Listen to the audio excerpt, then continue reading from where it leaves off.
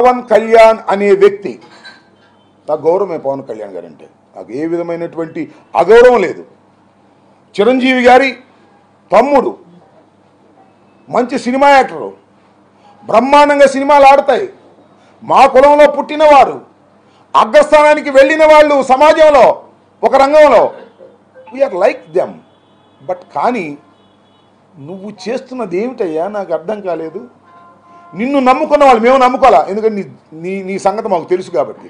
నిన్ను నమ్ముకున్న అమాయకమైన జనం ఉన్నారే, నిన్ను నమ్ముకున్న కులస్తులు ఉన్నారే, వాళ్ళేదో నువ్వు ముఖ్యమంత్రి అవుతావు అనుకున్నారే, ముఖ్యమంత్రి కాకపోతే కాపోయావు, అసలు ముఖ్యమంత్రికి పనికిరారు అనేటువంటి పద్ధతుల్లో నువ్వు మాట్లాడుతున్నావంటే, నేను అనేక సందర్భాల్లో చెప్పా, ఒక రాజకీయ నాయకుడిగా, ఒక కాపు కులానికి చెందిన వ్యక్తిగా నేను అనేక సందర్భాల్లో చెప్పా, పవన్ కళ్యాణ్ గారు రాజకీయాలకు పనికిరాని వ్యక్తి. పవన్ కళ్యాణ్ గారికి రాజకీయాలు తెలియవు. పవన్ కళ్యాణ్ గారిని నమ్ముకుంటే కుక్క తోక పట్టుకొని గోదావరి ఈదినట్టే. సోదరులారా నమ్మకండి అని అనేక సార్లు చెప్పాను నేను. అయినా సరే మా పవన్ కళ్యాణ్ సీఎం కావాలన్నారు. ఇవాళ అరవండి అని అడుగుతా ఉన్నా. పవన్ కళ్యాణ్ సీఎం కావాలని కోరుకునేవాళ్ళు ఇవాళ పవన్ కళ్యాణ్ సీఎంగా చూడలేకపోతే, కనీసం వినలేకపోతే చంద్రబాబు సీఎం అని అంటారా అని అడుగుతా ఉన్నా. చంద్రబాబు సీఎం అని అనండి. వాళ్ళ ఇలాంటి పరిస్థితి ఎందుకు దిగజారిపోయిందో మీ రాజకీయ పక్షం ఆలోచించమని మనం చేస్తున్నా. దుర్మార్గమైనటువంటి రాజకీయాలు. అదేమంటే ఏయో చెప్తున్నాడు. ఏమంటాడు? ఏ జగన్ అరుపు. ఏం జగన్ అండవు.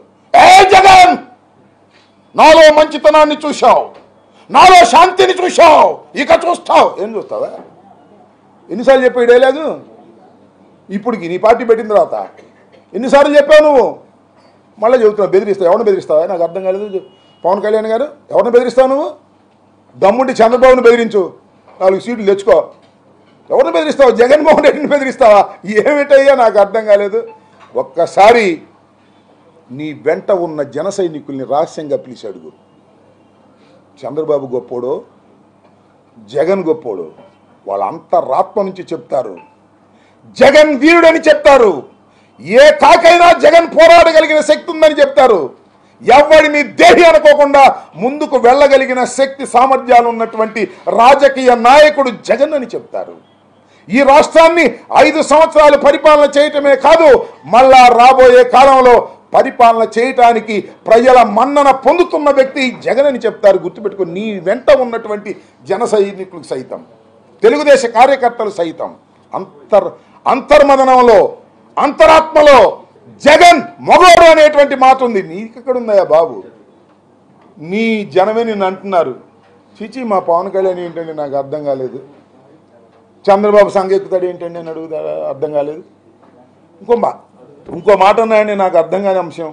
నాకు చాలా బాధ కూడా వేసింది. ఎందుకంటే 4 దశాబ్దాల రాజకీయ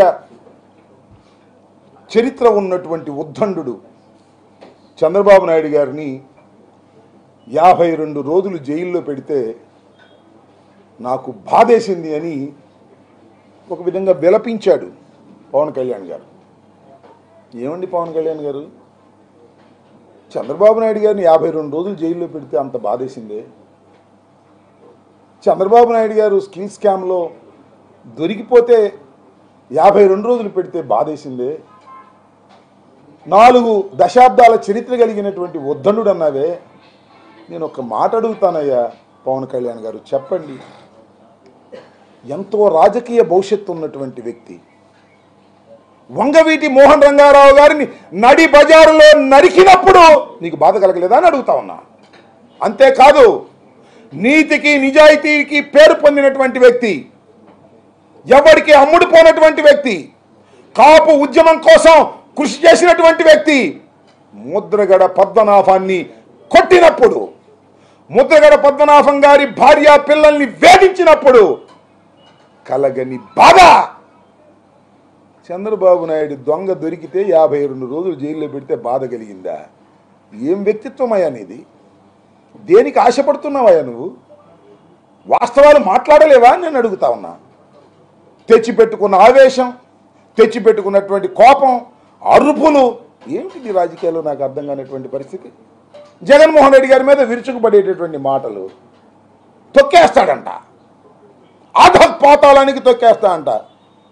నిన్ను పుట్టించిన వాడు రావాలి అధపాతాళానికి జగన్మోహన్ రెడ్డి గారిని తొక్కడానికని మనం చేస్తున్నాం. జగన్మోహన్ రెడ్డి గారిని అధపాతాళానికి తొక్కగలిగినటువంటి శక్తి నీకుందా? ఒకసారి ఆలోచించుకో. నీ అంతరాత్మను అడుగు. ఒంటరిగా గుండె మీద చేసుకుని ఆలోచన చేయమని మనవి చేస్తున్నా. జగన్మోహన్ రెడ్డి గారి గురించి మాట్లాడే నైతిక హక్కు లేనటువంటి వ్యక్తివి నువ్వు.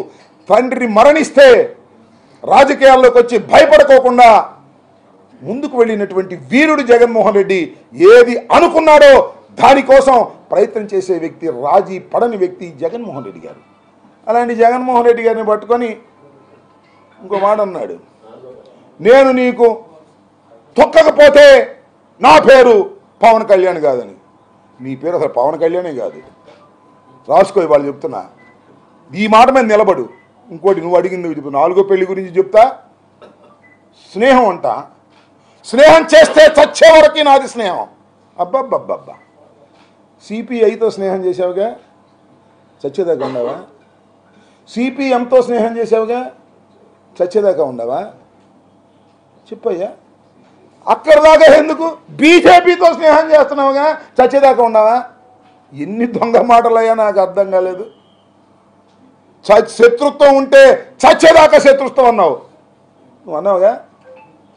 చంద్రబాబు నాయుడుతో శత్రుత్వం అన్నావు, లోకేష్తో శత్రుత్వం అన్నావు. ఎక్కడ దాకా ఉన్నావు శత్రుత్వం? నువ్వు అసలు మాట మీద నిలబడేవాడివేనా?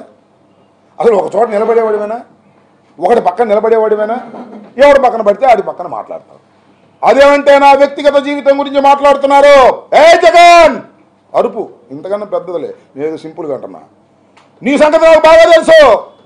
జూబ్లీ హిల్స్లో చెక్ పోస్ట్ దగ్గర నువ్వు చేసినవి అని తెలుసు. టన్నుల కొద్దీ నా దగ్గర సమాచారం ఉంది. ఇవ్వవయ్యా, టన్నుల కొద్దీ ఉంటే సమాచారం. What is blackmail? ఎంత చీప్ బ్లాక్ మెయిల్ చేస్తున్నావు? జగన్మోహన్ రెడ్డి గారి మీద నువ్వు వ్యక్తిగతంగా చెప్పదలుచుకుంటే చెప్పవయ్యా, దమ్ముంటే అది చెప్పవు. బెదిరింపు, బ్లాక్ మెయిలింగ్. బ్లాక్ మెయిలింగ్ బయట జడిసే వ్యక్తి జగన్మోహన్ రెడ్డి గారు. నాకు 3 పెళ్ళిళ్ళు 4 పెళ్ళిళ్ళు అంటున్నావు. నన్ను దత్తపుత్రుడు అంటున్నావు. చెప్పని అడుగుతున్నా. ఎస్, నీకు మొదటి పెళ్లి కాలేదా? 2వ పెళ్లి కాలేదా? 3వ పెళ్లి కాలేదా? 4వ పెళ్లి కాలేదు. 4వ పెళ్ళని నువ్వా అంటున్నావు. 4వ పెళ్ళం ఎవరో కాదు నాయనా, నాదెళ్ళ మనోహర్ 4వ పెళ్ళం. మేము మా చేత ఎందుకు చెప్పించుకుంటా? ఏమి నాకు అర్థం కాలేదు. జగన్మోహన్ రెడ్డి పెళ్ళామా? నీకు చంద్రబాబుకి మొగుడు జగన్మోహన్ రెడ్డి గారు, గుర్తుపెట్టుకోమని మనం చేస్తున్నా. ఇది ప్రజావాక్కు, నేను చెప్పేది కాదని మనం రాజకీయంగా మీ ఇద్దరికి మొగుడు జగన్మోహన్ రెడ్డి గారు తప్ప మరొకరు కాదు. నీ 4వ పెళ్ళం మనోహరు, అందరికీ తెలిసినటువంటి సత్యం ఇది. ఏం మాట్లాడుతున్నావు నువ్వు? నేను ఒక్కటి మనవి చేస్తున్నా, నేను అందరికీ మనవి చేస్తున్నా. ముఖ్యంగా తెలుగుదేశం ఏ మాటగా మాట చెప్పాలి. చంద్రబాబు ఎంతవరకు లిమిట్స్లో మాట్లాడాలి అంతవరకు లిమిట్స్లో మాట్లాడితే కొద్దిగా ఎక్స్ అయ్యాడు. నీ దుంప దగ్గర నువ్వే